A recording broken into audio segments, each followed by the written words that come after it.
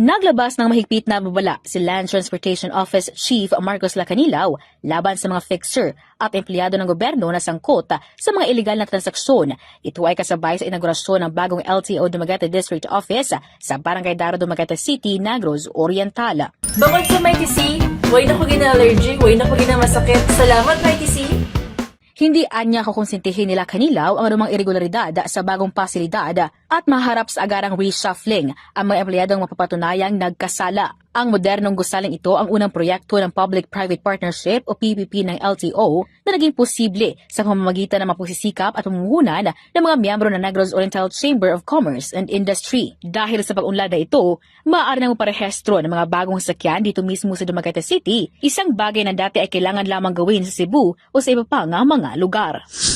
Balita, gikan sa K5 News FM Dumaguete. Kini si K5 Rufa de Vero para sa Kampiyon nga Balita, Serbisyo Publiko, Kalingawan sa Negros. K5 News FM.